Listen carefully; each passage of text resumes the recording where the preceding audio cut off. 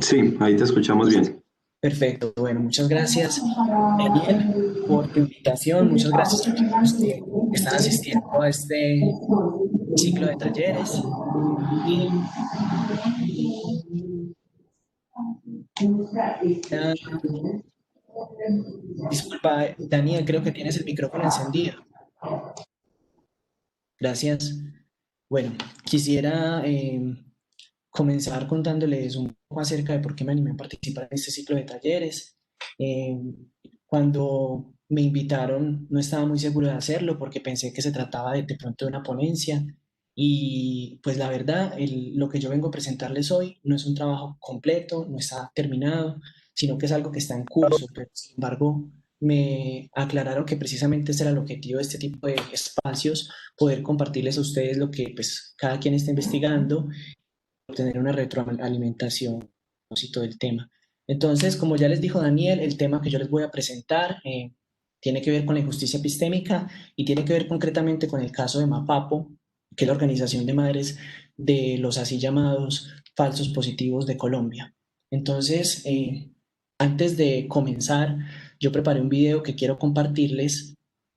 Espero pues que la experiencia de compartirlo a través pues, de este stream si sea lo suficientemente buena. En todo caso, no es un video muy largo y me disculpan si de pronto el audio se empieza a entrecortar.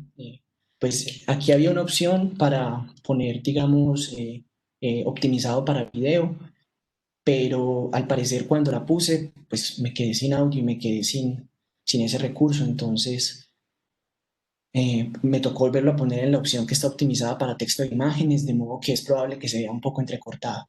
Bueno, sobre el video, es un video, digamos, que realicé pensado para contextualizar un poco a las personas que son de otro país. Sé que acá en este ciclo de talleres hay unas personas que no son colombianas, o para las personas que también siendo colombianas de pronto no están muy enteradas acerca de el tema de los falsos positivos, al menos pues con detalle.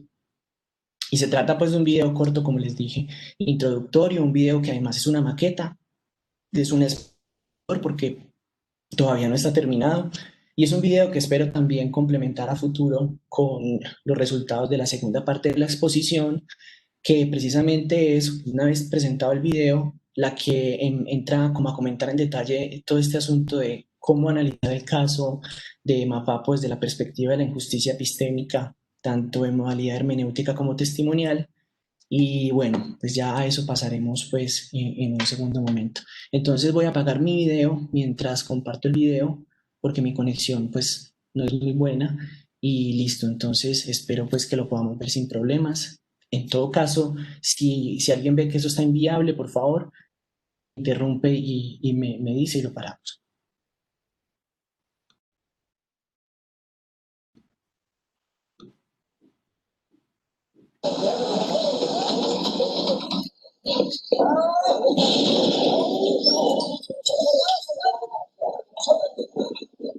Que ya no haya más violencia, que ya cese la violencia, que deje de atacar a los uniformados y también a los civiles, porque hay mucha gente que no tiene nada que ver.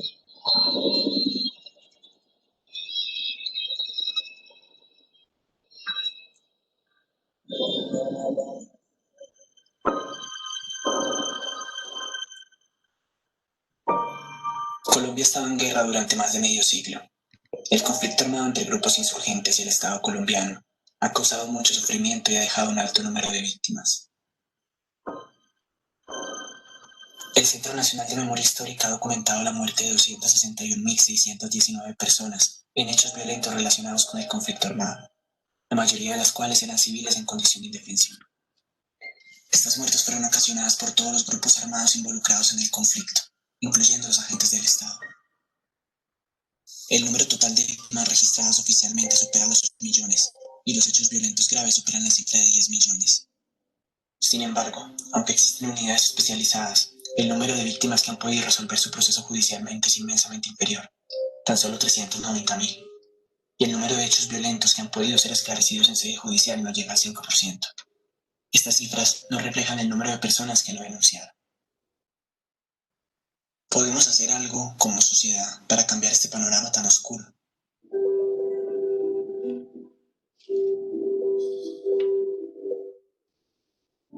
Esta pregunta ha motivado a un gran número de víctimas, investigadores, líderes sociales, activistas, artistas y toda clase de personas que, con su esfuerzo desinteresado, intentan construir una sociedad más justa en la que sea posible convivir en paz. Quisiera rendir tributo a todos los actores que han hecho viable la paz en Colombia. Pero la paz no se consigue de la noche a la mañana. La firma del acuerdo, que buscaba ponerle fin a buena parte del conflicto armado, significó, ante todo, una nueva oportunidad para que este gran número de víctimas, cuyos casos no pudieron ser resueltos por el sistema de justicia convencional, accediera a una nueva instancia. La firma del acuerdo es un paso significativo en un largo camino que se recorre con la esperanza de superar el conflicto armado, abrir caminos a la reconciliación y profundizar los esfuerzos para lograr una sociedad más equitativa. Ese es el reto ahora, es un reto. Hoy termina algo y empieza también una nueva etapa. En esta nueva etapa, conceptos como la memoria, el desacuerdo y la verdad son fundamentales para repensar el paradigma de la justicia. Por este motivo, se hace necesario abordar la pregunta general por el conocimiento de los hechos violentos desde un enfoque más amplio que el jurídico. Esta investigación se pregunta por el papel que cumple el testimonio en el conocimiento del fenómeno violento denominado muertes ilegítimamente presentadas como bajas en combate. Las fuerzas militares les propinaron a las FARC el golpe más fuerte de los últimos meses. En el departamento de Arauca han sido abatidos hasta el momento 14 guerrilleros en una gigantesca operación en el norte. Hasta ahora una fuerte ofensiva contra las FARC. Los operativos dejan hasta el momento 12 guerrilleros muertos y 6 desarrollando operaciones contundentes y que yo tengo que mantener obviamente el secreto operacional y esperamos más temprano que tarde darles buenas noticias al pueblo. Te baja a 15 y tienen uno en este momento que está herido, grave además. La política de seguridad promovida por el expresidente Álvaro Uribe para combatir basada en principios como la eficacia, fomentó la realización de una guerra orientada a los resultados, conocidos coloquialmente como positivos, en la jerga militar colombiana. Consecuentemente, ocurrió un incremento progresivo de las acciones violentas y un recrudecimiento general de la guerra en el país. Durante este periodo, se crearon además estímulos económicos para los militares que obtuvieran resultados significativos. Estas bonificaciones, sumadas a la presión por la eficacia, crearon un incentivo perverso que condujo a que algunos miembros de las fuerzas militares colombianas falsearan estos resultados, afectando gravemente a un sector vulnerable de la población colombiana. Entonces, esas eran las políticas de Mario Montoya. A mí no me traigan capturado. De dónde baja, de dónde baja, de dónde baja. Y si no había baja, mire a ver cómo hacen. Esas eran las palabras de él. Llega a un cabo, en ese momento era cabo, y inmediatamente llega, da resultados. Entonces, 2 o 3 días y decomisa armamento, 2 o 3 días después y una baja gracias a la información del sargento. Entonces yo decía, bueno, esto no se está cumpliendo como ese ciclo de que él llegue acá, busque sus informantes, busque la información. Esto se puede demorar meses, inclusive años, usted buscando la información, pero él llega y fue súper rápido, o sea, llegó y ya. Aparte de eso era de confianza del coronel. Entonces yo dije, no, aquí está pasando algo muy extraño. Desde ese momento es que comienza el rumor de asesinatos de personas por parte del ejército que no eran delincuentes. ¡Daniel! ¡Diego! ¡Edward! Eduardo, ¿dónde estás? ¡Elkin! MAFAPO es la sigla que identifica la Organización de Madres de Falsos Positivos de Colombia. Esta organización está liderada por las madres de un grupo de jóvenes residentes en Soacha, quienes fueron reclutados a principios de 2008 con falsos para luego ser conducidos a los municipios de Cimitarra y Ocaña, a más de 600 kilómetros de distancia, en donde fueron asesinados por miembros de la fuerza pública, quienes además los disfrazaron de combatientes y los presentaron como guerrilleros muertos en combate. Los integrantes de MAFAPO también lideran un proceso de memoria histórica y lucha contra el olvido. A través de su testimonio, mantienen viva la memoria de sus seres queridos, lo cual las ha llevado a convertirse en representantes de aquellas víctimas que no se atreven a hablar públicamente por temor a los intentos de silenciamiento, a través de amenazas y el uso de la violencia, o la marginación que sufren las víctimas de esta clase de hechos por parte de un gran sector de la sociedad que, en ese entonces y aún hoy, opina que sus hijos eran delincuentes.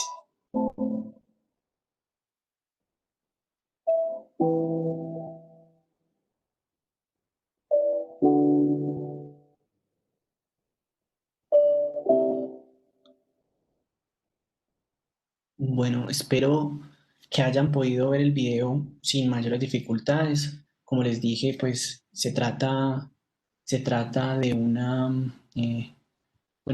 por una parte de un proyecto personal que tengo, pues porque me interesa, digamos, convertir el resultado de esta investigación en algo, en un producto audiovisual que se pueda compartir y llegar a más personas.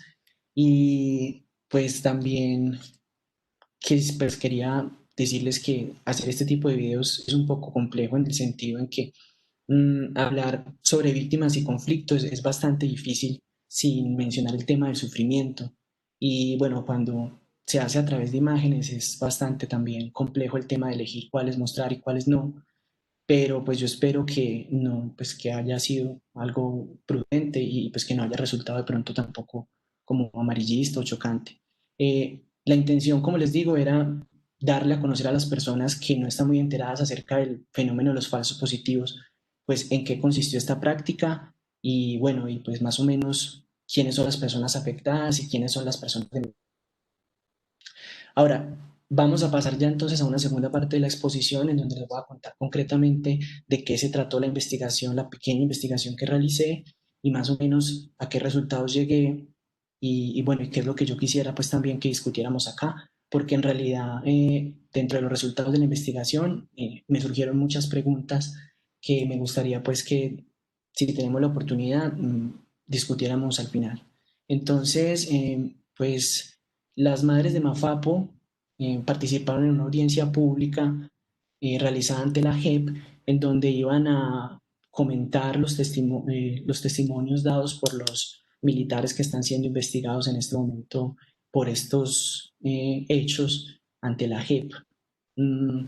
Hay un dato importante y es que pues en la JEP es la Jurisdicción Especial para la Paz que fue creada como parte de este sistema integral de justicia que se pactó en el acuerdo entre las FARC y el gobierno. Y en la JEP, digamos, comparecieron no solamente los miembros de las FARC, sino que en este momento también se encuentran siendo procesados bastantes militares por hechos cometidos durante el conflicto armado.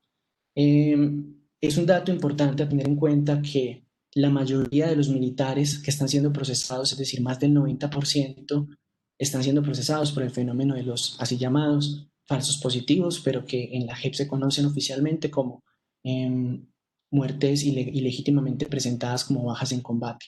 Entonces, en esta audiencia las víctimas estaban comentando, digamos, sus apreciaciones respecto de lo que estaban diciendo las personas que están siendo investigadas, pero también estaban volviendo a contar su historia. Y entonces a mí me pareció que esa era una oportunidad, digamos, pertinente para analizar su testimonio, volver a conocer, digamos, su caso y ver si se puede encuadrar dentro de la perspectiva de la injusticia epistémica, ya sea dentro de la modalidad de injusticia hermenéutica o bien dentro de la modalidad de injusticia testimonial. Entonces, bueno, otra cosa que quiero decirles es que espero que me disculpen porque pienso leer algunas cosas que tengo acá preparadas, ya que, como les dije al principio de la exposición, se trata pues de un tema muy denso en el que en realidad pues todavía no me siento muy bien preparado, de manera que yo me siento mucho más cómodo si sencillamente leo lo que escribí y digamos ya después si podemos discutirlo de una manera un poco más espontánea. Entonces, bueno, pues primero que todo, quiero volver a retomar el concepto de injusticia epistémica. En los últimos días ha sido presentado en numerosas ocasiones. Ya Migdalia y Carlos hablaron sobre él, ya presentaron de qué se trata, algunos de sus detalles, pero acá hay algunas personas que están asistiendo por primera vez y de todas maneras pues nunca está de más volver a presentarlo. Entonces, la injusticia epistémica es el tipo de injusticia que se presenta cuando una persona o un grupo de personas sufre un daño en su calidad de agente conocedor, un daño que además debe de ser injusto y que generalmente ocurre a consecuencia de lo que ella denomina, prejuicios identitarios. Hago aquí un paréntesis para señalar que estos prejuicios se originan a causa de la identidad social que le asignamos a las personas. Es decir, cuando Fricker explica este concepto, señala que esta clase de etiquetamiento prejuicioso es hasta cierto punto algo normal y que tiene como trasfondo las dinámicas del ejercicio de poder en la sociedad. El problema, o sea, lo que ocasiona el reproche ético y convierte en injusta esta práctica, ocurre cuando alguien no es capaz de vencer este prejuicio o cuando de forma dolosa otra persona se lo impone a un agente con la intención de dañarlo. Antes de entrar pues, en materia con el caso de Mafapo, me gustaría abordar el concepto general de injusticia epistémica con un poco. Este concepto se basa en una idea de conocimiento como algo que puede darse y recibirse, y también como fenómeno social. En este orden de ideas, la injusticia epistémica es lo que pasa cuando se le restringe injustamente a un sujeto, ya sea parcial o totalmente, la posibilidad de participar, quiero subrayar ese participar, plenamente en la esfera colectiva del conocimiento. Ahora, me interesa resaltarlo porque algunas teorías epistémicas más empiristas no estarían muy de acuerdo con esta concepción de conocimiento como algo que es externo en parte al sujeto. Y tampoco como algo que pueda adquirirse, por ejemplo, por la vía del testimonio, sino como algo que necesariamente debe experimentarse personalmente.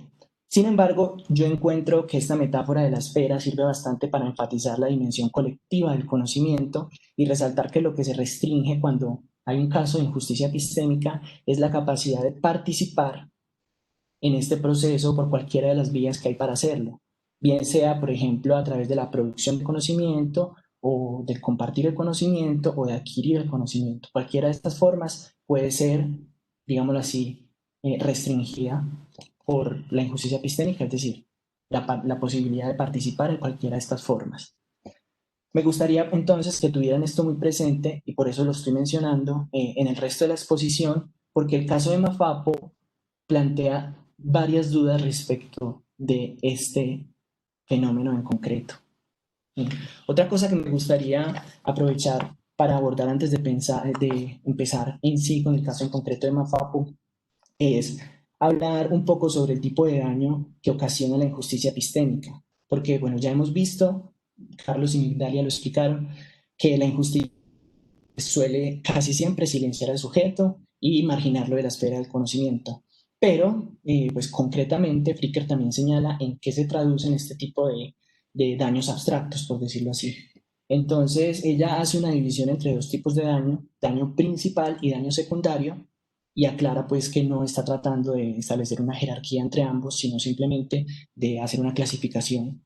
Y dice que el daño principal es aquel que se genera cuando se etiqueta a alguien como un sujeto incapaz de transmitir o generar el conocimiento, y que ese es un tipo de daño que afecta fundamentalmente su dignidad humana, pues la actividad de conocer es fundamental para la racionalidad, que a su vez es una característica sumamente importante en la condición humana. Entonces, lo que Fricker quiere decir con esto es que cuando alguien es degradado al estatus de cuasi conocedor, también se le está degradando simbólicamente al grado de infrahumano. Y que por esto es precisamente que este daño duele bastante, que es, digamos, una traducción viable de las palabras que yo utilizo en inglés para describir. O duele hondo, corta hondo, bueno, en fin. Un tipo de daño secundario de tipo práctico se expresa de muchas maneras, según el caso. Digamos, cuando se presenta un fenómeno de injusticia epistémica, las víctimas de este fenómeno experimentan a menudo efectos psicológicos como la depresión, la alienación, el ensimismamiento o la falta de confianza en sí mismo, en sí misma.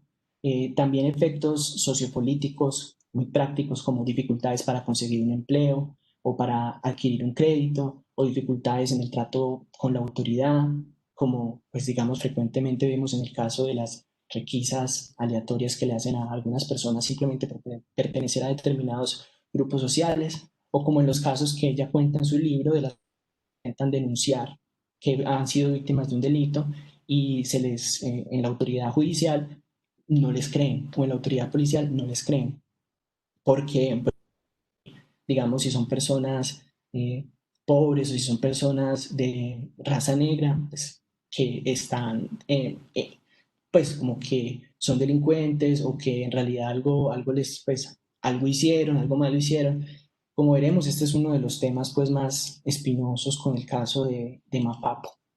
Entonces, también menciona Fricker que, y ya para terminar esta parte, que los daños pueden ser incluso ontológicos. Es decir, Fricker habla de cómo algunas víctimas afectadas por este tipo de injusticia tienden a construir su propia identidad a partir del prejuicio identitario que está operando sobre ellas. Entonces, pues no es que sea un caso muy frecuente, pero sucede. Y bueno, hasta donde tengo entendido, esto es algo sobre lo que hablará más a fondo María Camila cuando toque su exposición en unos días acá. Ahora sí vamos a hablar del caso en concreto, ¿cierto? Yo lo dividí, digamos, en dos perspectivas, el caso de Mapapo, como injusticia hermenéutica y como injusticia testimonial.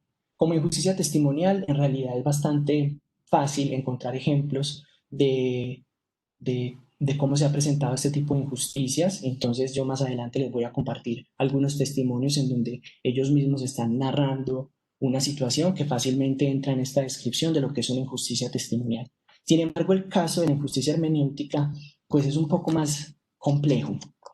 Entonces, les recuerdo rápidamente que la injusticia hermenéutica es una modalidad de injusticia epistémica que, según Miranda Fricker, ocurre cuando un agente experimenta un déficit injusto de inteligibilidad, que esto también era lo que nos estaba comentando el profesor Carlos Garzón hace pues, unos días. La palabra clave en esta discusión, pues que yo tenemos en torno a si hay o no injusticia hermenéutica en el caso de Mapapo, es el término injusto, porque pues el sentido común nos dice que no todo tipo de déficit de inteligibilidad pues obedece a razones injustas o estructurales. Por poner un ejemplo cualquiera, cuando yo, digamos, quiero aprender un nuevo idioma, yo me enfrento a un texto que no está en ese idioma, yo no lo comprendo, y sin embargo no es producto de una injusticia que yo no lo pueda comprender, sino que pues necesito realizar un proceso que me permita adquirir el conocimiento necesario para poder descifrarlo. Ahora bien, la injusticia en este caso sería si, digamos, yo por alguna u otra razón estuviera excluido de los medios o de la posibilidad de realizar ese proceso de conocimiento necesario para poder aprender, digamos, a hablar este idioma. Entonces, es un tema un poco complejo así enunciado, pero espero que un poco más adelante se vaya desarrollando un poco mejor. Entonces, quiero comenzar con recordarles el caso que nos contaba Migdalia, que era el caso tipo, de injusticia hermenéutica, y es el caso del acoso. Del acoso cuando no era, del acoso sexual en el trabajo, cuando todavía no era un delito, cuando todavía no era algo de lo que la gente hablara o comprendiera bien. Entonces ella nos dice que hubo una época en la cual muchas mujeres, como nos contó Migdalia, les estoy volviendo a narrar, muchas mujeres experimentaban, digamos, este tipo de prácticas por parte de sus empleadores o de algunos compañeros de trabajo allá en la oficina y no sabían señalar pues qué era lo que pasaba y qué era problemático, sin embargo sí lo consideraban un problema. De modo que renunciaban muchas veces al trabajo y ni siquiera daban una causa del por qué, ponían razones personales.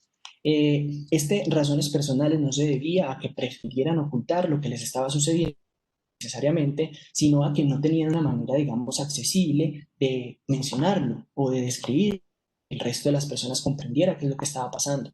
Entonces, pues hubo un momento en el que se reunieron muchas de estas mujeres que habían sido afectadas con este fenómeno y decidieron caracterizarlo, identificarlo como un problema y denunciarlo. Y a través de una campaña, pues, de tipo política o filosófica también, lograron que el acoso fuera considerado como un caso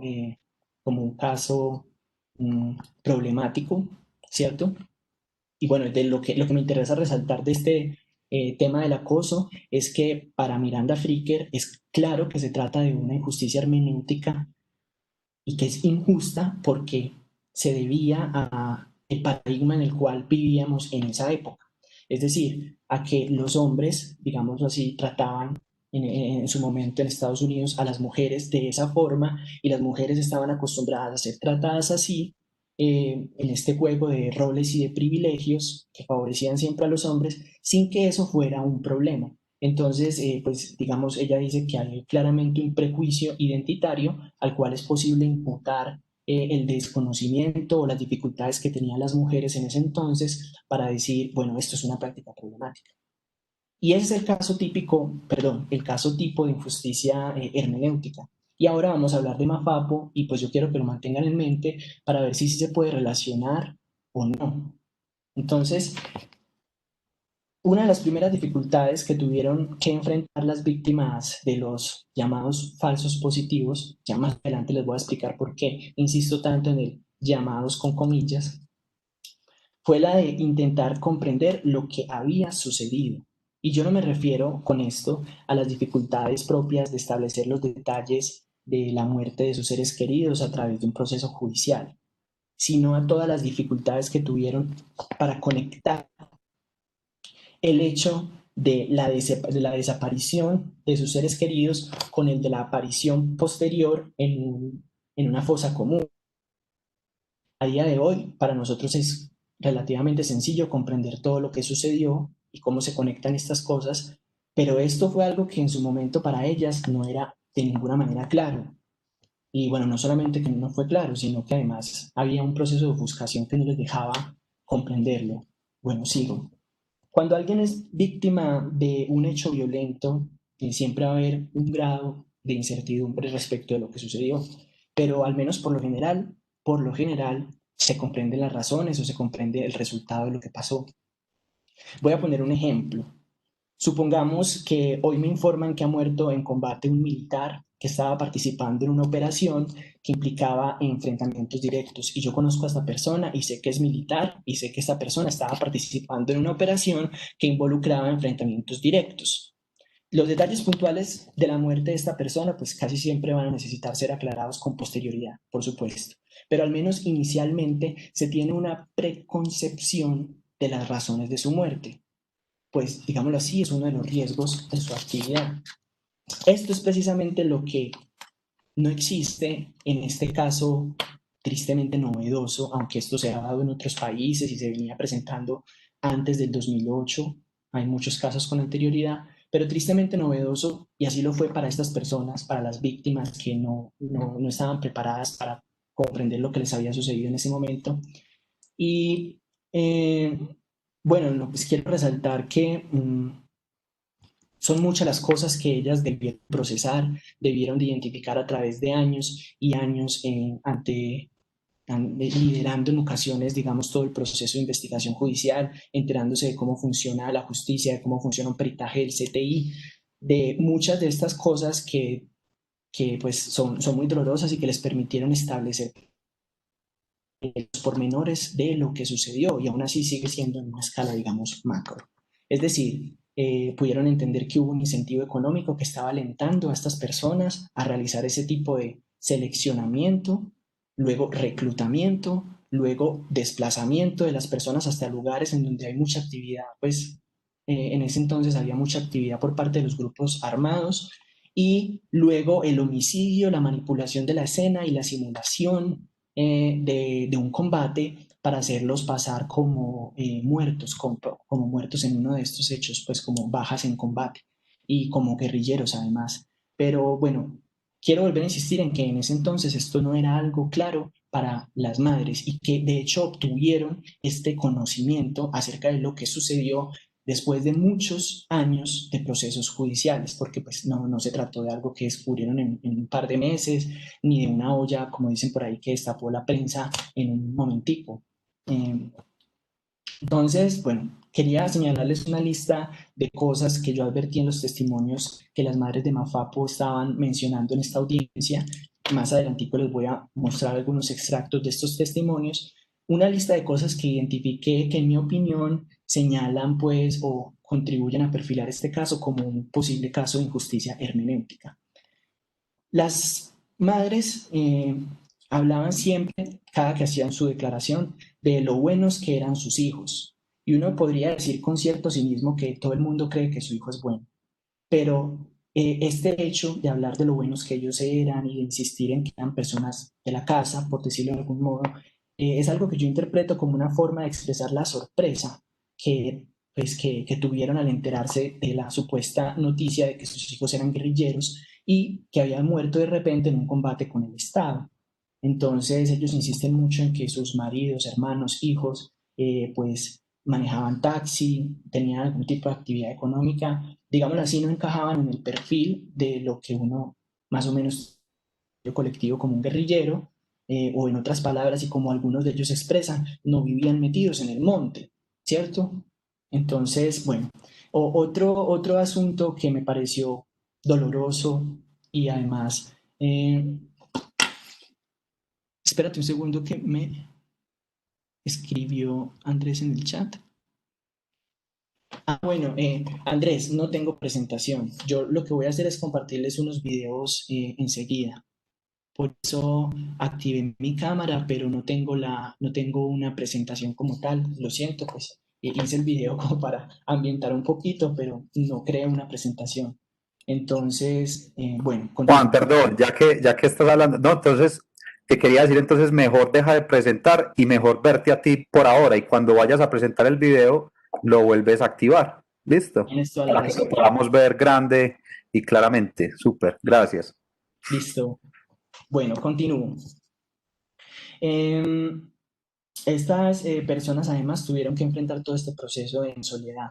Es decir, hay testimonios mixtos. Por una parte, hay quienes dicen que efectivamente recibieron ayuda de la fiscalía y que se sintieron muy acompañados, pero también hay muchos testimonios en el sentido de que se sintieron absolutamente solos en esto, de que pues hay que resaltar algo que no quedó explícito en el video y que de pronto muchas personas no saben, pero es que las personas de Soacha que fueron reclutadas y las víctimas, es decir, las madres que sobrevivieron, pues, en fin, estas personas pues tienen una condición económica bastante difícil y la mayoría no estudió, entonces eso hace que, digamos, conseguir un pasaje para desplazarse hasta Ocaña, a 600 kilómetros de donde viven, que fue el lugar fuera un asunto bastante complejo. Esto hace además pues que, digamos, por asuntos de jurisdicción, acudir a las audiencias que se celebraban precisamente allá, fuera un asunto nuevamente bastante difícil, que, pues por citar el testimonio de alguna de ellas, muchas veces les ocurrió que se desplazaban, viajaban hasta el lugar y les aplazaban la audiencia, y pues para ellas, representaba una gran dificultad conseguir los recursos para esos desplazamientos. Entonces, pasando ya, digamos, al punto concreto, que es el que quiero que discutamos, en mi opinión, ellas también tienen un problema de inefabilidad, porque en el momento, pues como les dije, no había una palabra exacta para designar lo ocurrido. Cuando les preguntaron qué pasó, ellas no podían responder como, digamos, responden hoy, fue un falso positivo, mi hijo fue víctima de un falso positivo. Al principio eso no era de esta manera. El término que se utilizaba convencionalmente antes de que los medios de comunicación popularizaran la palabra falsos positivos era el de ejecuciones extrajudiciales, pero el término de ejecuciones extrajudiciales, que está en la categoría de delito internacional, es un término que es inexacto, porque de hecho es un género de delitos y es un género que además está fuertemente asociado con motivos políticos o con este tipo de ejecuciones que se realizan contra enemigos del Estado en países pues que están guiados por un sistema, bueno, se ha dado pues a lo largo de toda Latinoamérica, en todas partes del mundo. En cambio, en este caso, los motivos que llevaron a la desaparición y posterior asesinato de los familiares de las víctimas son completamente abyectos, no son de tipo político ni siquiera. Se trataba de incentivos económicos, a veces se trataba de buscar unas bonificaciones o unas vacaciones de 3 o 4 días a la que tenían derecho pues por cabecillas, porque pues no solamente los hacían pasar como cualquier guerrillero muerto en combate, sino además como miembros de un frente que venían persiguiendo hace mucho tiempo. Y a propósito de esto, me llama mucho la atención la frase de Rita Segato, es una autora que probablemente algunos ya hayan leído, cuando se refiere al tema de las pedagogías de la crueldad, y la voy a leer. Ella dice: Llamo pedagogías de la crueldad a todos los actos y prácticas que enseñan, habitúan y programan a los sujetos a transmutar lo vivo y su vitalidad en cosas. En este sentido, esta pedagogía enseña algo que va mucho más allá de matar. Enseña a matar de una muerte desritualizada, de una muerte que deja apenas residuos en el lugar del difunto. El término muertes ilegítimamente presentadas como bajas en combate, que es la manera como digamos, la manera correcta de referirse a los falsos positivos en el lenguaje jurídico, es también insuficiente porque es un nombre que además tiene claramente un afán de neutralidad y por eso mismo denomina los hechos como muertes y no como homicidios, pues hasta que no se demuestre la culpabilidad de un homicida. Y es un nombre que además no refleja el resto de conductas cometidas por los perpetradores, porque no se trató solo de muertes. Entonces ahí no están reflejadas, por ejemplo, el proceso de desaparición, reclutamiento, engaños, disfraz, etc. En la legislación penal colombiana, y perdón pues que me ponga, digamos, un poco con el detalle jurídico, pero lo quiero mencionar, en la legislación penal colombiana tampoco está tipificada esta conducta como un delito autónomo. Hubo un intento, un proyecto de ley para volverlo un delito autónomo, pero no prosperó. A las personas investigadas por estos hechos, a los militares investigados por estos hechos, usualmente se les imputan varios delitos, como son el de homicidio en persona protegida, o si no, el de homicidio en concurso con los delitos de concierto para delinquir, desaparición forzada y falsedad en documento público.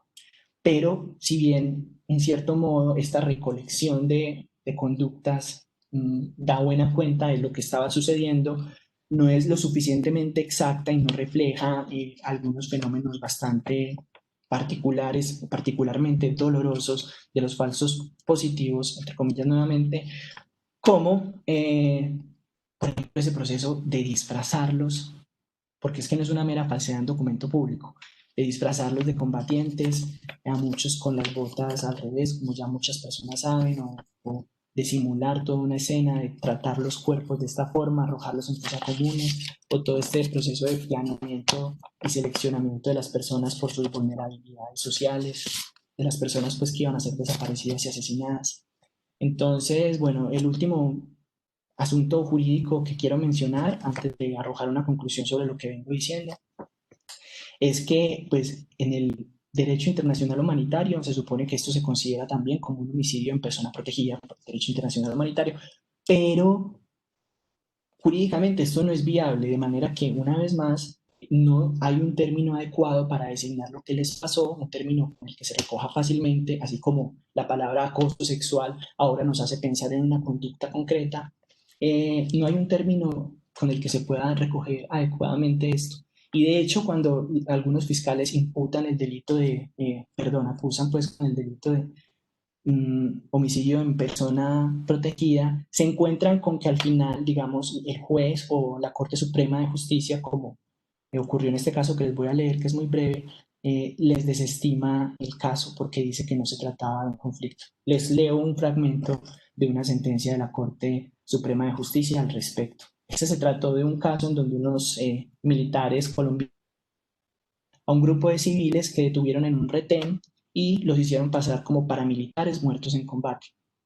La Corte dice lo siguiente: en el asunto que se estudia, ninguna prueba indica que los ciudadanos lamentablemente eliminados se hallaran internacionalmente protegidos. Como es claro, los crueles homicidios no fueron cometidos con ocasión del desarrollo de un conflicto armado y por lo tanto las víctimas no se encontraban protegidas por el derecho internacional humanitario. Obviamente, todo ese tipo de expresiones jurídicas indeterminadas como conflicto armado y como si se realizó o no con ocasión de un conflicto son algo pues que da para mucha interpretación, pero bueno, ese no es el punto aquí. El nombre de falsos positivos también es inadecuado, aunque ha cumplido con esta, al menos con esta función de hacernos pensar a todos acá en algo muy concreto, pues que es en todo este fenómeno que estamos describiendo, ¿cierto?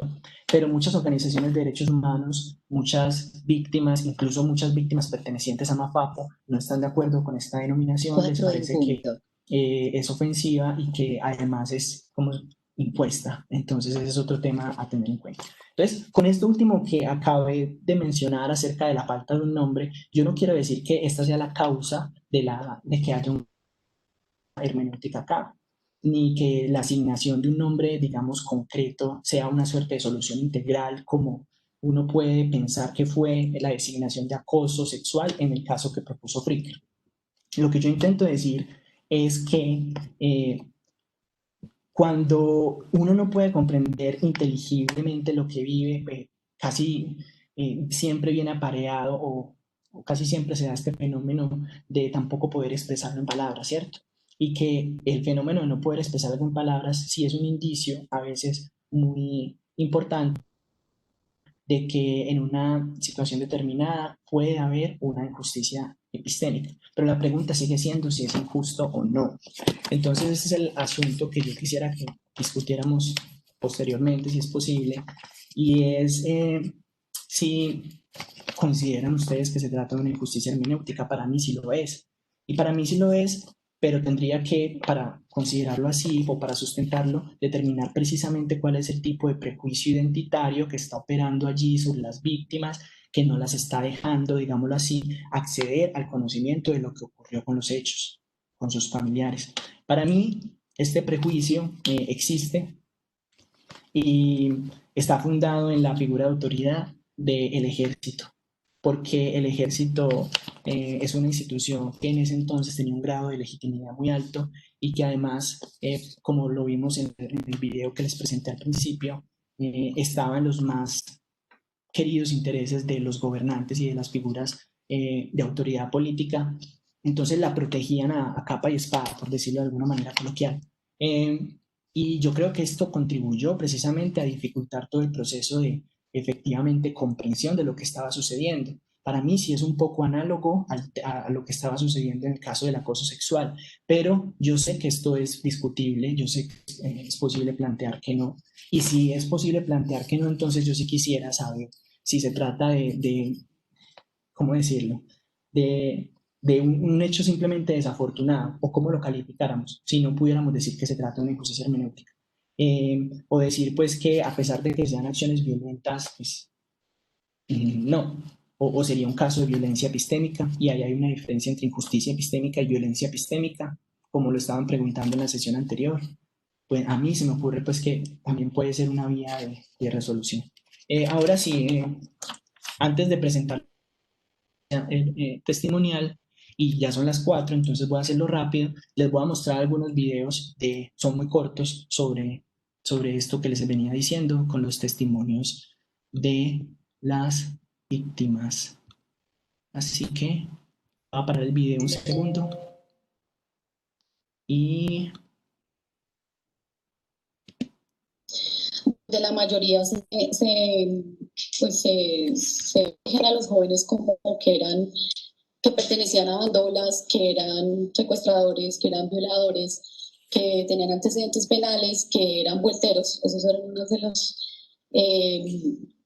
las palabras que utilizaron los comparecientes cuando hicieron sus versiones voluntarias.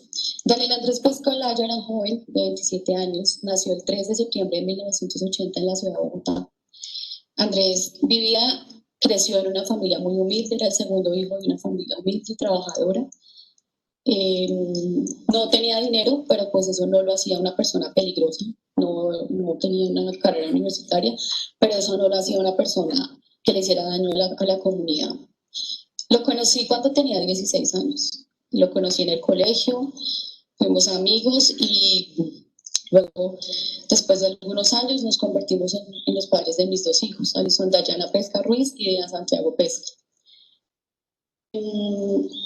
Compartí con él 6 años de mi vida, donde pudimos tener una relación inmadura porque éramos muy jóvenes. Bueno, en esta parte lo que me interesaba mostrarles era el cómo hablan acerca de que sus familiares, a pesar de que eran tildados pues, por los miembros del ejército como ser personas pues probablemente delincuentes, entonces pues que ellos insisten mucho en presentarlos como familiares, como alguien que trabajaba con un taxi, pues que eran buenos. pues eso está un poquito desordenado, pero yo les voy a ir comentando. Miren este trino de Álvaro.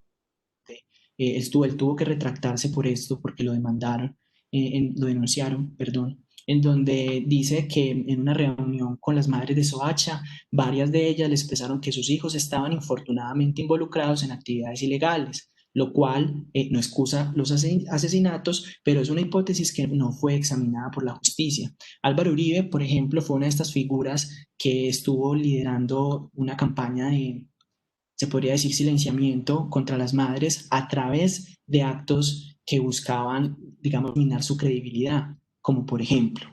Que sobre el caso de los jóvenes desaparecidos en Soacha indica que fueron abatidos en combate y no ajusticiados por el ejército. El fiscal general de la Nación aseguró que los jóvenes desaparecidos de Soacha fueron dados de baja en combate. No fueron a recoger café, iban con propósitos delincuenciales y no murieron un día después de su desaparición, sino un mes más tarde. Esa no es una frase, la de no fueron a recoger café, de Álvaro Uribe. Esa es una frase de uno de los fiscales generales en ese momento. Pero Álvaro Uribe, que es una figura de poder, de mucho poder acá en el país y sobre todo en ese momento, lo estaba repitiendo. Y con ello, insisto yo, estaba minando un poco la credibilidad de las madres. Hoy en día ya no se baila en mi casa. Todo eso murió. Toda esa tristeza llegó a mi casa. Yo hoy en día no lloro, porque el llorar me hace débil y el no llorar me hace fuerte. Esa es Zoraida. No lloro, porque ya yo no tengo lágrimas. Ya sé quién me mató a mi hijo. El por qué no lo sé. Quisiera saberlo, aunque yo tengo la esperanza de saberlo, pero mis hijos me dicen, mami, nosotros nunca vamos a saber la verdad por quién mataron a nuestro hermano. El papá de él murió hace 5 años, 2 días antes de morir, dijo, y nunca vamos a saber por qué mataron a nuestro hijo. Dije, no, pues, ¿quién va a saber?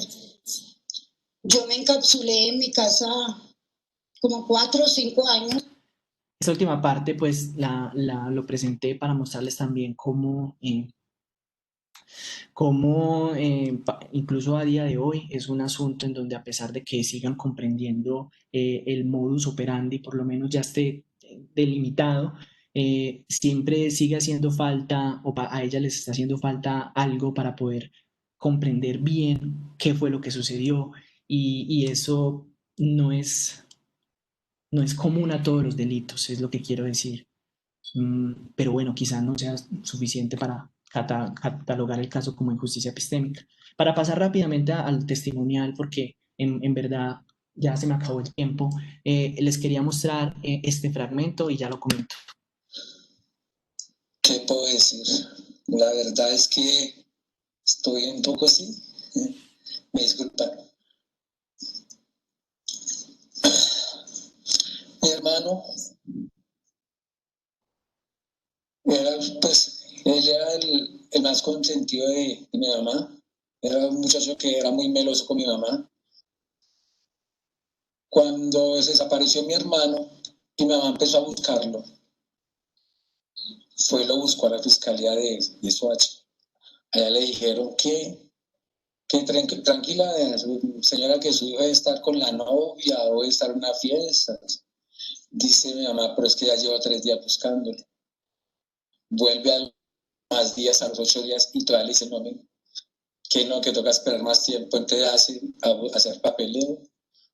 Entonces, pues yo creo que este es un caso también tipo de cómo en este caso hubo un déficit de credibilidad sobre la madre, sobre la denuncia de la madre, y desafortunadamente en la instancia judicial. A ver, el papel del secretario, que es quien usualmente toma la denuncia en un juzgado, no es el de actuar de filtro, ¿cierto? No es el de actuar de filtro para decir yo creo que es un delito, yo creo que no es un delito, porque eso es algo que le compete investigar al fiscal, pero sin embargo es una práctica bastante común en nuestro país y es bastante dolorosa. En este caso yo creo que sí es un poco más sencillo identificar cuál es el prejuicio identitario que está operando, o que, digámoslo así, a pesar de que la palabra identificación no sea aquí tan cierta, pues, pero al menos suponer que el prejuicio que estaba operando es este que dice pues que toda madre se preocupa por sus hijos. Entonces que además como era un pelado joven, estaba pues en una fiesta, estaba metido en drogas, estaba perdido como supuestamente se puede perder cualquiera a esa edad, en ese estrato social y en esas condiciones.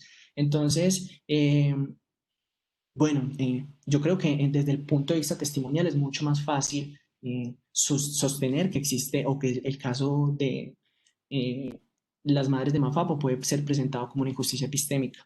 Y sobre todo además porque efectivamente hubo un esfuerzo muy grande por parte de los militares durante todo este tiempo para pues, decir o tratar de catalogar a los a las víctimas como personas que no reúnen los indicadores de credibilidad suficiente. Bien porque tenían problemas de adicción, como este video, pues, pero ya no lo voy a compartir, o bien porque pues pertenecían a un estrato social muy pobre y entonces decían que las madres estaban buscando era dinero, al Estado para hacerse millonarias, en fin. Entonces, esa era mi exposición, esto era lo que yo les quería comentar. Muchas gracias por su tiempo, por escucharme. Sé que sin diapositivas es un poco más pesado, pero en todo caso les agradezco mucho y bueno, quedo atento a sus preguntas y a lo que quieran compartir conmigo. Y les recuerdo pues que se trata de algo muy exploratorio, entonces no tengo, probablemente no tenga muchas más respuestas, solamente lo que ya les compartí acá, que fue todo lo que tenía. Entonces, ahora sí, gracias. Muchas gracias a Juan por su presentación. Abrimos el espacio para las preguntas. Pueden pedir la palabra por medio de nuestro chat general o alzar la mano, utilizar la función de alzar la mano que tiene también la plataforma. Estamos entonces atentos a las preguntas.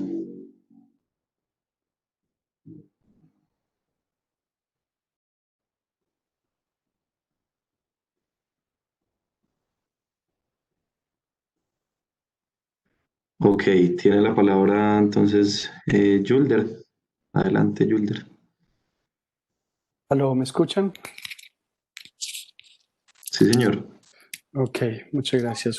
Juan David, muchas gracias por tu presentación. Es muy sugerente por razones teóricas y por razones, bueno, prácticas no sería la palabra.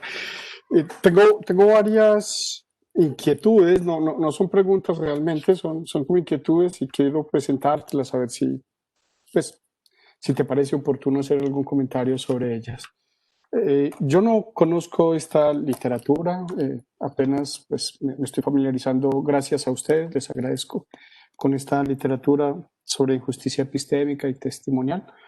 Así que no es en ese marco donde yo puedo situar las preguntas, pero tal vez sean pertinentes. Son inquietudes, insisto. Uno, yo tengo la percepción de que en uno de los videos que nos mostraste, la mujer que está hablando está describiendo a la víctima,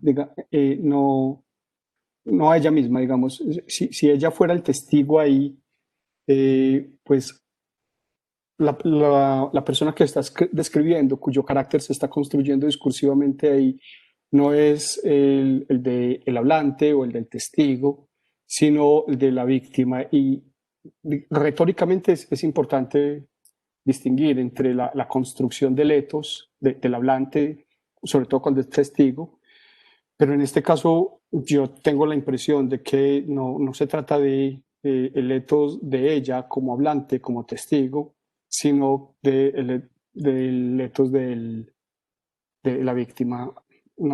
Ahí me inquieta saber si también esa distinción es relevante o no en el marco de la injusticia testimonial. Dos, una cosa muy parecida cuando el entonces presidente Álvaro Uribe hablaba en el video que nos presentaste, es mi impresión que él está negando lo dicho por los testigos, no está negando la credibilidad de los testigos, digamos, sería un ataque al contenido del testimonio, no sería un ataque a la credibilidad del testigo, algo como una negación del contenido lógico del testimonio y no una negación de, digamos, el ethos del testigo. Tres, te dije que eran cuatro, ¿cierto? Ya voy a acabar. Tres, no sé si uno pueda hacer una distinción útil entre casos en los que alguien no tiene un concepto que otros miembros de su comunidad tienen y que él requiere para poder ejercer su libertad, y casos en los que alguien no tiene un concepto que de hecho en su comunidad nadie más tiene. Porque es mi impresión, escuchándote, que lo que ocurre con el concepto de falso positivo es que ellos no lo tenían, pero no lo tenía nadie.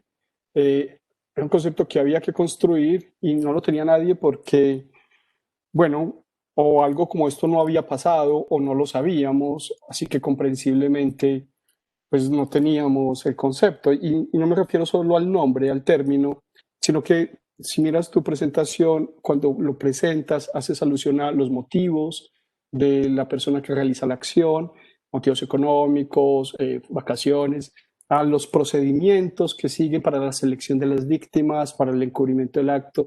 Se trata de un concepto que ellos no tienen, pero no tiene nadie más tampoco. Y ahí me inquieta saber si pues esa distinción que sería importante desde cierto punto de vista, lo sería también desde el punto de vista de este marco de la injusticia epistémica. Y por último, mucho más general, quizás para que lo discutamos también en otras presentaciones, hay una literatura que ya no está en el campo de la teoría de la argumentación, sino de los hechos institucionales, en la que se distingue entre la construcción del hecho institucional y el descubrimiento del hecho bruto, ¿sí? Es algo así como que cuando se construye un hecho institucional, se construye un concepto, se le dan poderes y deberes a las personas que antes de eso no tenía, y consecuentemente pues se hace difícil en ese marco de esa literatura decir que alguien realizó un hecho institucional en una comunidad en la que ese concepto no estaba disponible, pero yo tengo la sensación de que esa tesis, por ejemplo, que es tan explícitamente planteada por Searle en la construcción de la realidad social, es una tesis que tal vez no sería aceptable en este marco teórico de la injusticia epistémica. Ahí tengo otra inquietud. Bueno, nada, era eso. Muchas gracias, perdón por la cantidad. Muchas gracias, Julian, por tus preguntas. Yo tengo que contrapreguntarte a qué video te refieres puntualmente en la primera pregunta. Había una mujer describiendo a un hombre que estaba en una fotografía con ella y un niño, y me pareció entender que el hombre que describía había sido la víctima y que ella fungía como de testigo. Yo no me grité eso, ¿cierto? No, efectivamente. Efectivamente, tengo aquí dos que presenté, hablaban mujeres. Estaban como en una piscina y había un niño en un flotador. Sí, exacto. Bueno, en este video efectivamente ella está hablando de quien falleció. A ver, todas las personas víctimas de falsos positivos, pues, están muertas, ¿cierto? Aunque tampoco, pues, no es algo obvio lo que estoy diciendo, porque hubieron personas que se escaparon, digamos, en el momento final, y que gracias a sus declaraciones, pues, sabemos más acerca de este fenómeno. Pero sí, aquí estamos hablando de una persona que está describiendo a otra desde su percepción personal.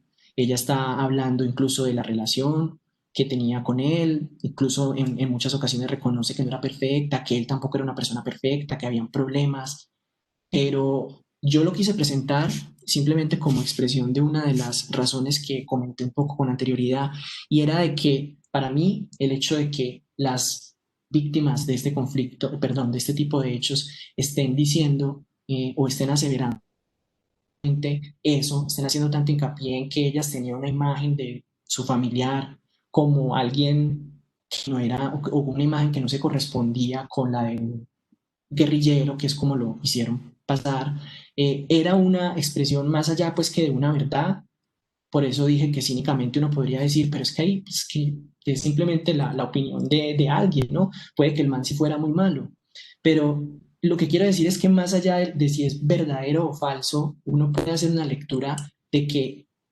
tras de la decisión que toman estas personas para seleccionar dentro de todas las cosas que pueden decir en este corto tiempo que tienen para intervenir, un espacio de tiempo, todas, para hablar de lo importante que es esto y de lo bueno que era su hijo y de lo trabajador que era y otro tipo de cuestiones, pues primero es para combatir esa imagen que están presentando de ellos como bandiditos, como guerrilleros, como gente mala, ¿cierto? Y segundo, es para, en mi opinión, expresar la sorpresa que se llevaron tan grande cuando les dijeron eso, cuando les dijeron su hijo es un delincuente y además se murió por eso. Porque esto todo hace parte precisamente de lo que caracteriza a los falsos positivos como hecho violento. Y precisamente es eso que es tan difícil de nombrar adecuadamente. Entonces, listo. Bueno, eso frente a la primera pregunta es lo que tengo por decir. Frente a la segunda, estoy de acuerdo contigo, pero ya se me olvidó qué era. A ver, tengo acá anotado que... Ah, sí, no, ya. Él está, efectivamente, Álvaro Uribe está diciendo, está tratando de negar una afirmación que realizaron las madres de Mafapo. De hecho, Álvaro Uribe en muchas ocasiones les ha dicho mentirosas, de frente. Señora, usted es una mentirosa.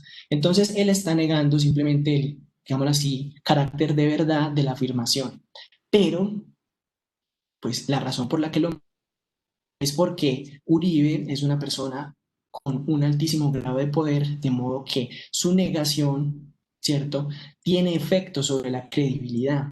En mi opinión, uno puede construir una explicación que permita conectar ambas cosas. Digamos, Álvaro Uribe no está diciendo en esa declaración, que ni siquiera es suya, no está diciendo, ni no tenemos motivos para creerles a las madres, porque son no, él está diciendo que lo que dicen no es cierto, pero como él es una persona de poder o con ese altísimo poder que tiene en la sociedad, en la opinión pública, en el ejercicio de la función judicial también se podría plantear. Entonces su afirmación, su negación, perdón, del contenido de verdad de lo que las madres dicen es un ejercicio de poder que tiene efectos concretos sobre su credibilidad. A mí se me ocurre pensar que muchas personas, después de que Uribe diga eso, pues van a dejar de creerle a las víctimas, van a dejar de creerle a estas personas.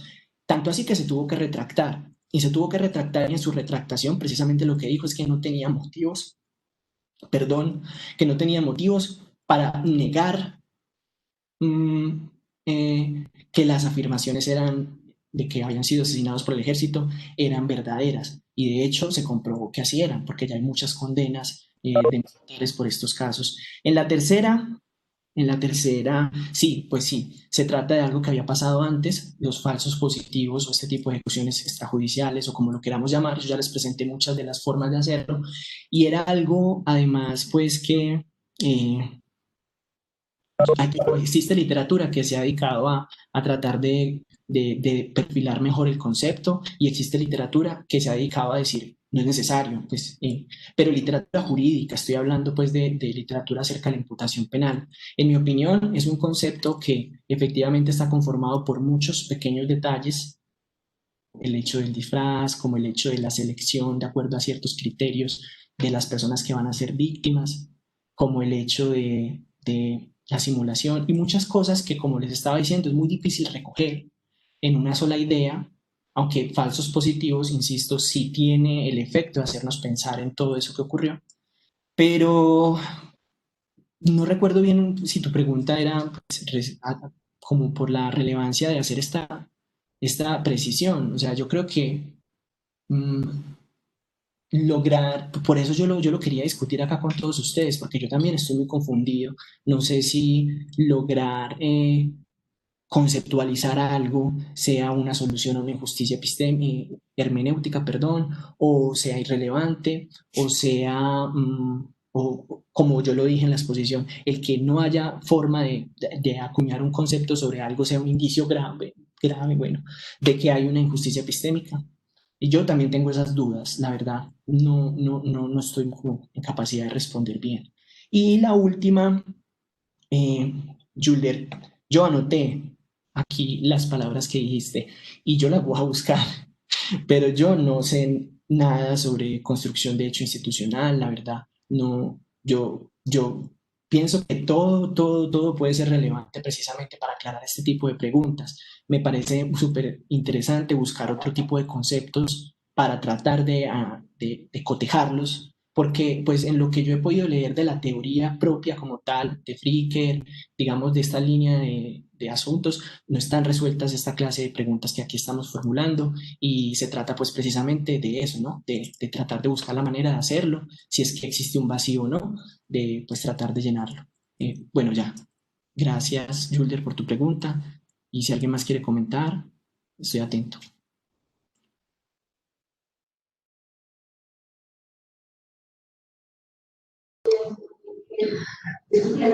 Gracias Juan y Julder por sus intervenciones. Seguimos en tiempo de preguntas si alguien quiere participar en la discusión.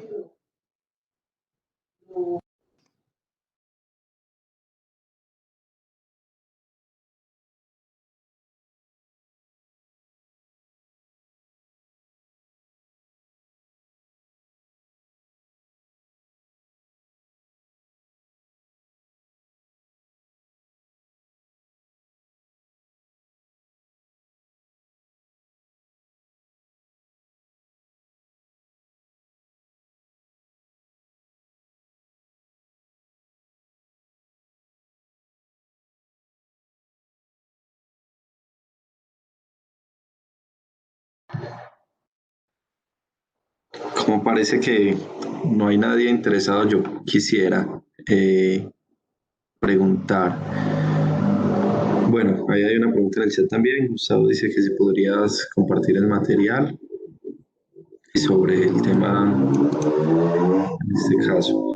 Yo quisiera, Juan, pues primero felicitarte por esta iniciativa de pensar nuestra realidad político-social, pues como de esa manera, pues porque me parece que muchas veces nos quedamos como en los discursos epistemológicos y tenemos como la dificultad de pasar de ahí al análisis, pues de hecho de casos como esos. Entonces eso me parece pues como una iniciativa súper bacana. Yo quisiera pues como comentarte varias cositas que me llamaron la atención y hacerte pues un par de preguntas. La primera, que me parece importante, me voy a dejar ver para que conversemos mejor. La primera que me parece como importante es eso que parece que es una hipótesis de trabajo que tienes, del hecho de que si no existe una delimitación conceptual puede ser indicio de una injusticia hermenéutica, o sea, el hecho de que no tengamos un concepto o que haya desacuerdo, más bien, para utilizar el tema general también del ciclo de talleres, que haya desacuerdo conceptual acerca de cómo nombrar estos hechos. ¿Por qué crees que puede ser indicio de la injusticia epistémica? Porque la injusticia epistémica implica, pues, epistémica en el sentido hermenéutico, implica que no se tiene la forma de nombrar, como esa inefabilidad o inteligibilidad. Esa sería la pregunta. La otra pregunta es, pues a mí también me queda la misma pregunta, es, bueno, entonces si lo logramos estandarizar de una manera, ¿qué puede ocurrir en ese sentido? Porque yo creo que el término de falso positivo, a pesar, y creo que en eso estamos de acuerdo, a pesar de que se refiere como al resultado de todo y no al procedimiento, a lo que mencionabas, a los motivos de los militares, al disfraz, al engaño, a este tipo de cosas, pues sí está muy aceptado ya como en la sociedad, ¿cierto? O al menos tenemos ya el marco de, bueno, un falso positivo es más o menos esto, pues han sacado películas al respecto, ¿sí me entiendes? O sea, ya hay como una suerte de construcción cultural ahí fuerte. Y la pregunta que yo tendría es, en el sentido social, digamos, desde la comprensión social, ¿crees que con ese concepto nos basta? Porque ya nos dijiste que en el sentido judicial no nos basta y que en el sentido judicial todavía no hay algo. Entonces, es una segunda pregunta. Y una tercera pregunta es, de nuevo, sobre este tema de la delimitación del concepto. Me llama la atención que tenemos el resultado y motivos. Los motivos porque sabemos que la política de seguridad o digamos, la política de incentivos que había en el gobierno Uribe, pues era como la motivación o el motivante pues para los militares emprender este tipo de cosas, y creo que hay suficientes testimonios sobre el asunto también. Y tenemos el resultado, ¿cierto? Que es unos muchachos muertos, lejos de su casa, en algunos casos disfrazados, etcétera. Pero parece que hay, lo que creo que podía haber un poco de pugna ahí es sobre los procedimientos, ¿cierto? Hay algunos que les decían que iban a trabajar, otros que no, o no sé si están realmente muy estandarizados, porque si están muy estandarizados, tanto motivos como resultado como procedimientos, pues la pregunta ahí es como qué podemos hacer con eso. O sea, si tenemos claridad de las tres cosas, pues que he dividido en tres así como someramente, pero puede haber por supuesto mucho más factores ahí, pero qué podemos hacer con eso finalmente. O sea, deberíamos cambiar el concepto para que se tenga en cuenta motivos y procedimientos, o qué, pues, como qué crees, porque eso es lo que creo que se deja por fuera cuando hablamos o de falso positivo o de muertes ilegítimamente presentadas como bajas, etcétera. Esas son como mis preguntas. Y gracias, muchas gracias. Muchas gracias a ti, Daniel.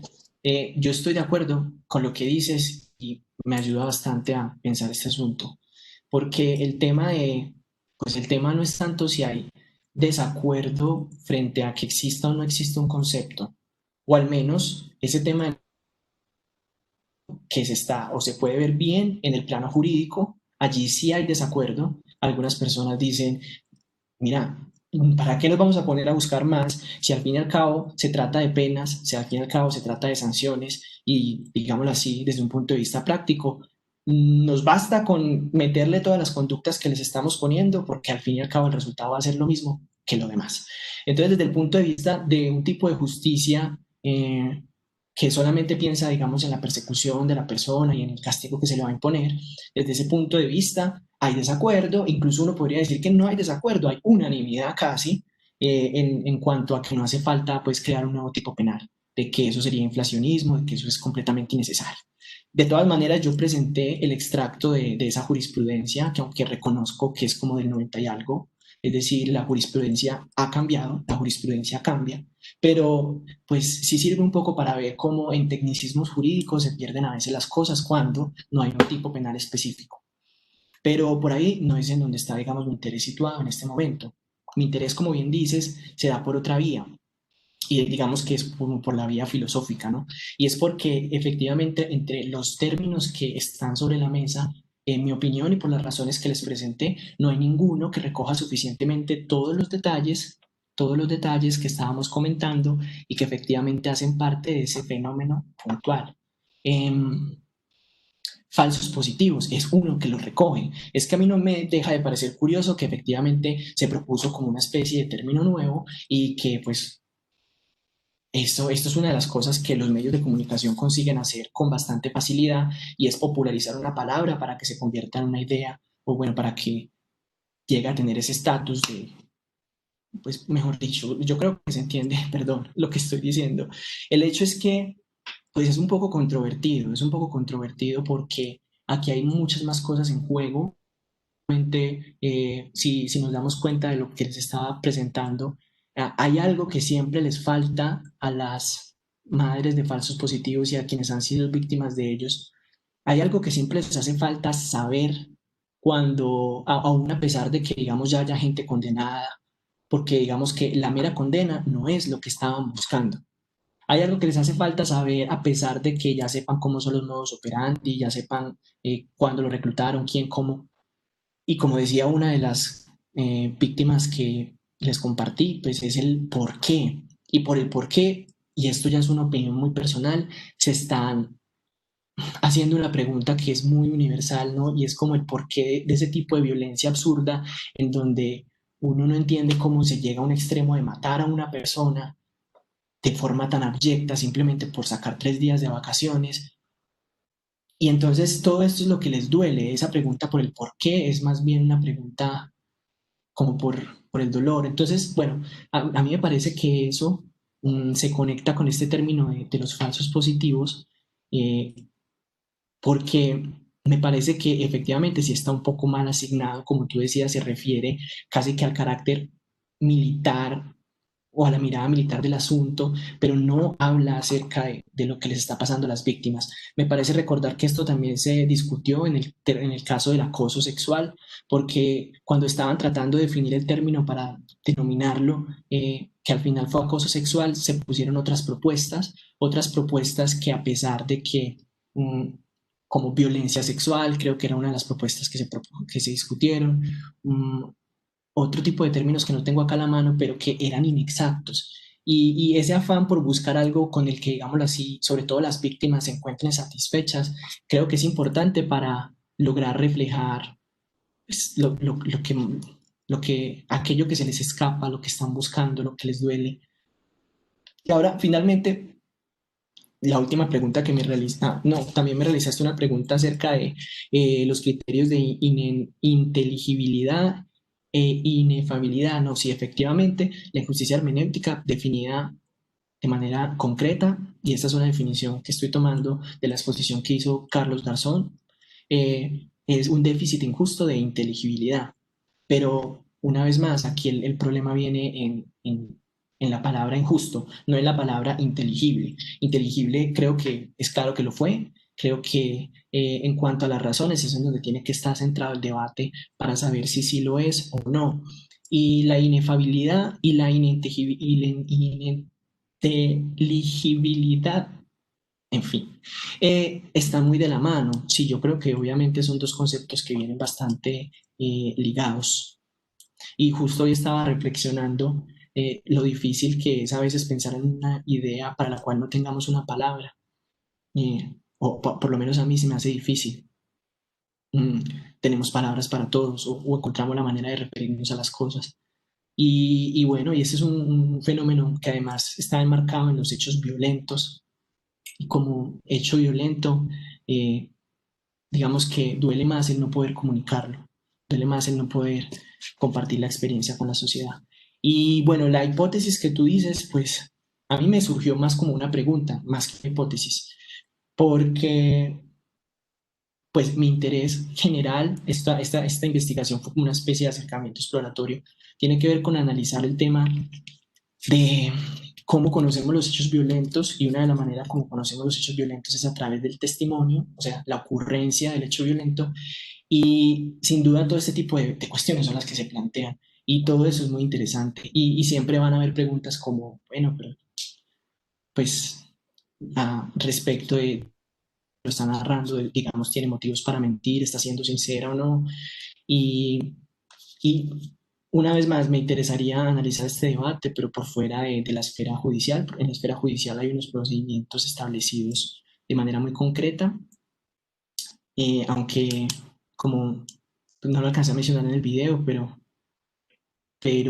en la JEP, que tiene principios de justicia restaurativa, la cosa funciona de manera un poco más flexible. Entonces, precisamente lo que se busca es salirse un poco de esos medios de la justicia ordinaria que tienen asignados valores concretos para cierto tipo de pruebas o indicios, y tratar de que las personas declaren con toda libertad lo que están diciendo, para que entre más declaren, más se les reduzca la pena, y digamos con eso se consiga ayudarle un poco a las víctimas a resolver esas incertidumbres que tienen. Bueno, gracias por tu pregunta, Daniel. Si alguien más tiene una pregunta, la puede formular, o si no, también ya podemos terminar. Gracias, Juan, a ti. Seguimos entonces espacio de discusión para quien quiera animarse. Daniel, yo aprovecho que no veo otras manos levantadas para hacer una pregunta breve. Adelante, Yulder.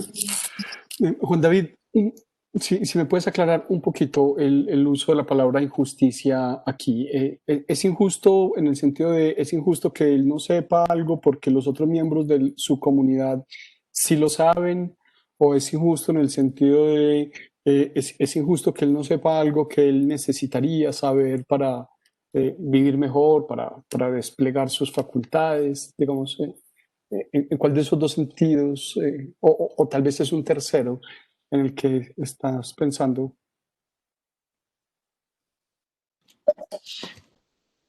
Pues todo esto lo tengo que pensar sobre la marcha, porque son de ese tipo de preguntas, esta que me acabas de hacer, que son fundamentales para tratar de solucionar este asunto. A ver, es que no sé ni por dónde empezar, lo siento, voy a tratar de hacerlo. Que si es injusto en el sentido de que es algo que otros sí sepan y que estas personas no. A mí se me ocurre que podría hacerlo, pero que no es el asunto relevante puntualmente para poder clasificar este caso como injusticia hermenéutica. Porque, como decía al principio de la exposición, la injusticia o el concepto del injusto acá tiene que ver es con que de manera, pues, o sea, yo me estoy apegando acá a la teoría estrictamente de Flicker, ¿cierto?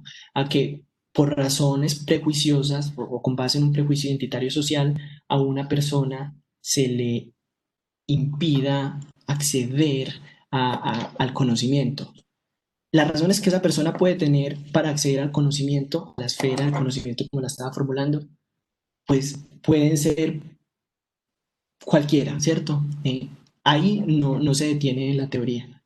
Se concentra específicamente en que haya una especie de barrera, en que se le dificulte a las personas, en que se le dificulte, no, en que de algún modo alguien o algo, un poder, que puede ser abstracto también, dificulte que ciertas personas accedan. En cuanto al por qué, en cuanto al por qué, perdón, en cuanto al por qué no, en cuanto al qué debe de reunir esa barrera o ese muro que se construye ahí para que estas personas no accedan. Para ser injusto, la teoría dice que el problema, el reproche ético, déjame un segundo, lo busco aquí.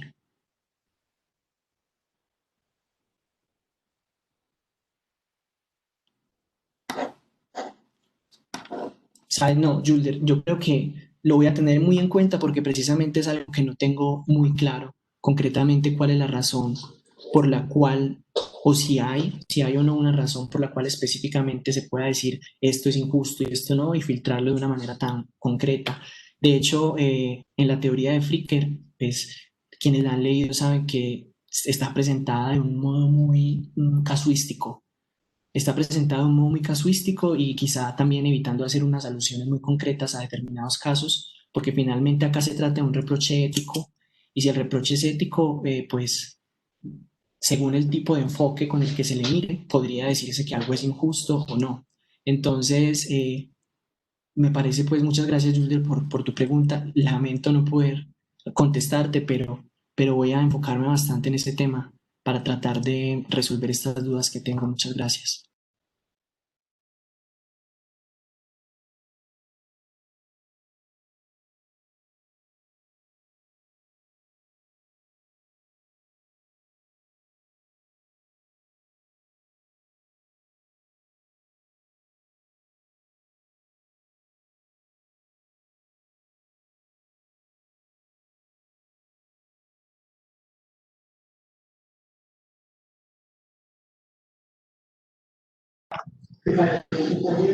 Yo quisiera, mientras más personas se animan a participar, eh, expresarte otra pregunta, Juan, que acabo de pensar, y es, pues, he estado pensando como en este proyecto de Migdalia de identificar casos concretos de este tipo de injusticias y como lo mencionas, uno de los criterios que da Fricker es el de, para el caso pues, de la injusticia epistémica hermenéutica, es el del prejuicio identitario, ¿cierto?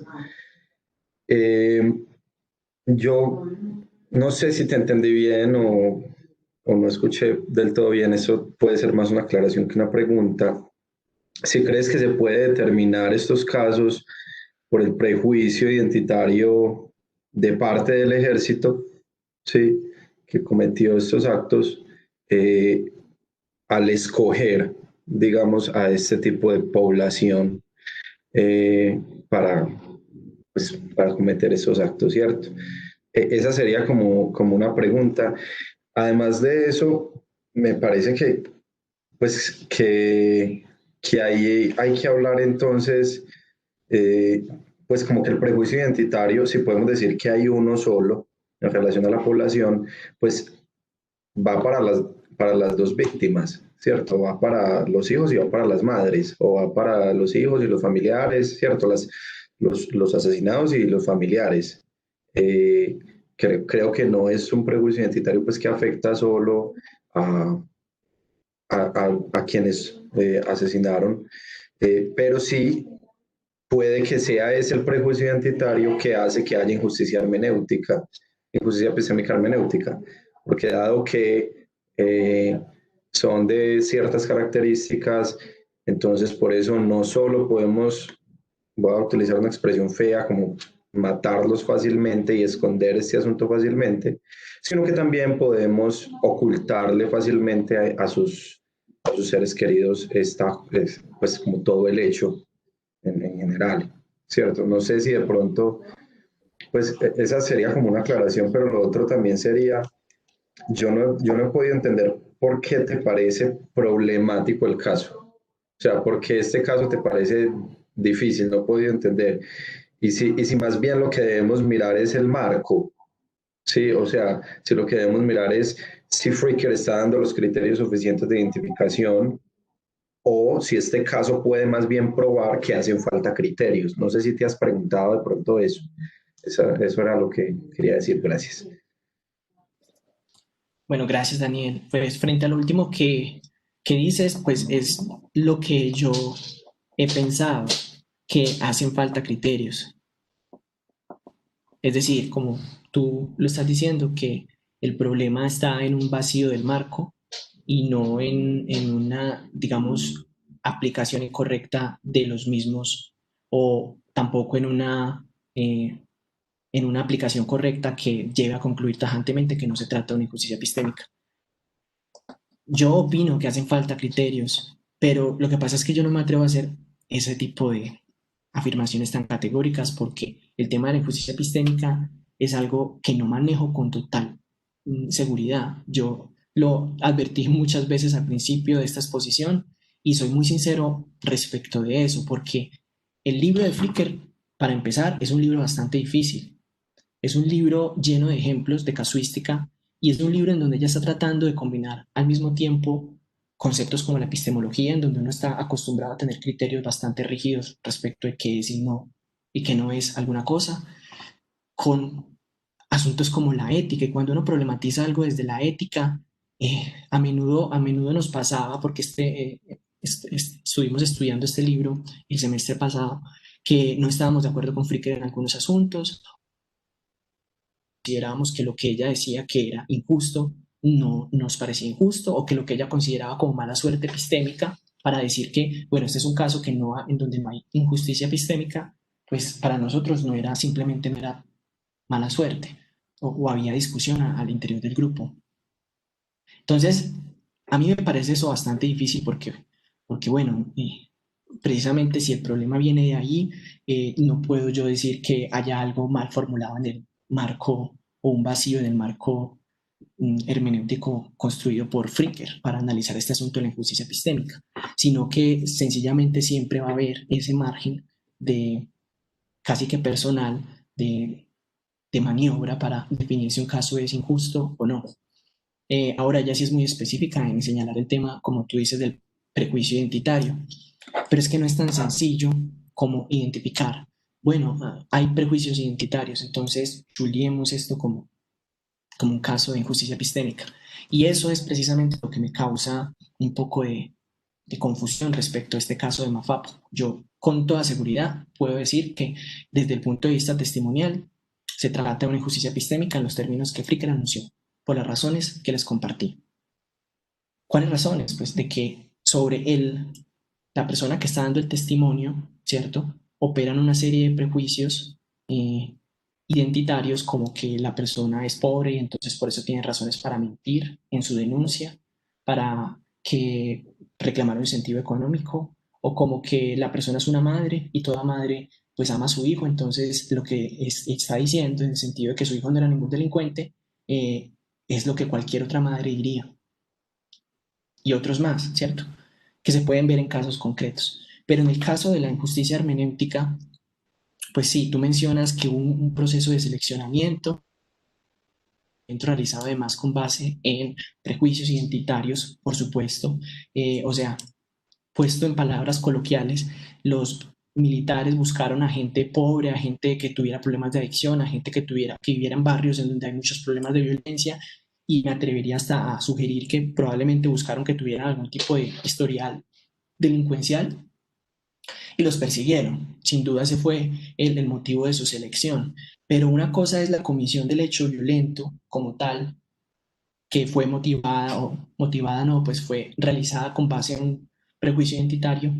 Y otra cosa distinta es lo que le pasa a las víctimas, que es donde está este asunto, o a los sobrevivientes, ¿cierto? Es decir, lo que le pasa a los familiares cuando se muere su ser querido en estas circunstancias. Porque los familiares no fueron seleccionados con estos criterios, fueron las víctimas quienes fueron seleccionadas con estos criterios. Entonces, no estaría muy seguro de que se pueda conectar ese prejuicio identitario con esta etapa testimonial. Entonces, su proceso de comprensión fue ofuscado, en mi opinión, por otro tipo de prejuicios identitarios que no operan ya en la esfera de la ocurrencia del hecho violento, sino ya en la esfera de lo que tienen que hacer estas víctimas para comprender el fenómeno, lo que le pasó a sus familiares. Y los prejuicios identitarios que yo identifiqué, pero que identificarlos, ¿cómo decirlo? Es decir una cosa al aire, porque uno puede proponer muchas razones. Es algo que se puede argumentar. Entonces, el que yo identifiqué tiene que ver es con la autoridad y la legitimidad que tiene la institución del ejército. Cómo eso ocasionó que muchas de ellas dijeran, no, yo no lo puedo creer. Yo no les compartí algunos videos, pero muchos de esos muchachos eran militares, habían prestado el servicio militar y amaban al ejército. Entonces, no podían comprender que de una muerte a manos de militares, eso no les cabía, digamos, al principio dentro de sus explicaciones. O número dos, el hecho de que cuando así lo concibieron y dijeron, mis hijos fueron asesinados por militares, se tuvieron que enfrentar a toda una serie de acciones que tomó la institucionalidad, que tomaron ciertos centros de poder y que tomó el ejército para desestimar su testimonio y para dificultar el proceso de comprensión de lo ocurrido. Entonces, no sé, Daniel, si te respondo, pero sí sé que lo que me dices me sirve bastante. Todo lo que me han dicho en realidad me sirve bastante. Muchas gracias, porque pues este era el propósito principal de esta sesión de hoy, al menos para mí. Era compartirles todas las dificultades que tengo con este asunto y escuchar sus puntos de vista, porque me ayudan a pensarlo de maneras distintas. Gracias.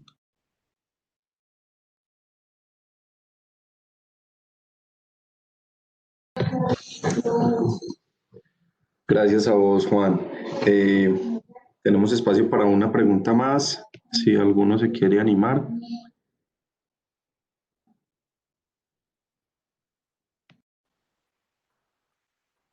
Daniel, hay alguien, Javier Vázquez, está pidiendo la palabra. Gracias, Yulder. Javier, adelante. Hola, ¿qué tal? ¿Sí me escuchan? Sí, te escuchamos. Excelente. Bueno, pues primero, Juan, muchas gracias por tu presentación. Ha sido muy interesante. Es un caso que yo no conocía. Yo soy de México, pero creo que me ha traído muchas cosas en qué pensar. Y bueno, una de las cuestiones por las que me parece interesante lo que tú nos comentas es porque es un caso en el que claramente se entrecruzan la idea de una injusticia social o una injusticia moral con una injusticia epistémica. Y eso me ha motivado a pensar si acaso todas las injusticias epistémicas se encuentran ligadas de una manera necesaria a injusticias sociales, o si podríamos tratar de ser un poco más puritanos y pensar en casos de injusticia epistémica que no necesariamente impliquen tipos de injusticia social. Bueno, es un poco en tanto la pregunta. Y en segundo lugar, tal vez una sugerencia, un comentario respecto al punto donde ponemos o anteponemos la idea de un testimonio de un particular que tendría serias o ciertas ventajas frente al testimonio de alguien que forma parte de la institución bueno, tiene todo un respaldo y un contexto social que le permite validar su testimonio. Creo que estaría interesante pensar la idea de juegos de lenguaje que presenta Wittgenstein como una forma de analizar o como un punto de partida desde el cual podríamos analizar por qué bajo ciertas circunstancias es tan válido o tan aceptable un comentario antes que otro. Y bueno, eso segundo es una sugerencia nada más. Sería eso, gracias. Javier, gracias a ti. Pues la verdad, ahora que mencionas lo de injusticia social y como un concepto a tener en cuenta en esta discusión, me haces pensar muchísimo en que precisamente yo considero que tienes toda la razón. En primer lugar, creo que sí están bastante ligados. Creo que lo estén dificulta mucho hacer alguna elaboración coherente frente a este asunto. A mí me está dificultando bastante y que también están ligados o no son claros otros conceptos como el de injusticia epistémica versus injusticia o muchas otras formas de injusticia generales. Y para ser muy concreto, como la idea de este concepto de violencia epistémica sobre el que estaban hablando en la sesión anterior. Y yo, la verdad, pues con todo esto que me están diciendo, siento que lo que voy a hacer, lo que me voy a poner a hacer es revisar bastante en detalle nuevamente la teoría de Fricker, pero ya con estas preguntas en mente, pues porque la idea que yo tengo en este momento, con base en la lectura que realicé, es que no hay una definición lo suficientemente clara y estricta, o al menos no explicitada, para poder decir cuándo efectivamente se trata de una injusticia epistémica, cuándo se trata simplemente de una injusticia social, si están o no tajantemente diferenciadas, porque son cosas que confluyen. Pero si yo realizo, y es pues lo que me como gran conclusión de este espacio, si yo realizo una lectura nuevamente en donde tenga estas preguntas bastante presentes, creo que podré llegar a respuestas un poco más claras. Lamento mucho no poder compartirlas aquí con ustedes, pero al menos pues sí voy a tratar de buscarlas porque es como tú lo dices, es parte de lo que dificulta bastante el análisis de este tipo de casos. Y bueno, me alegra también que hayas podido enterarte de que por acá suceden este tipo de cosas que no conocías. Y no sé, pues muchas gracias a ti y a todos entonces por haber participado, por haber estado conmigo acá hasta el final. Y bueno, Daniel, te doy la palabra entonces para que termine. Gracias, Juan. Les recuerdo entonces que la otra semana seguimos con la programación en los mismos horarios, martes y viernes de 3 a 5 de la tarde. La otra semana estará dedicada toda al tema del desacuerdo. Entonces, muy invitados todos. próximamente les compartiremos también el enlace de YouTube donde colgaremos todas las sesiones que hemos tenido, incluyendo esta. Y bueno, si de pronto alguno no se ha inscrito por medio del correo que tenemos, sería bueno que lo haga, porque ahí a esa lista de correo que vamos conformando por medio de la inscripción, podemos ir enviando pues como la información pertinente, o si tenemos alguna dificultad con el enlace o algo parecido. Muchas gracias entonces a todos y que estén bien. Buena tarde. Gracias. Chao.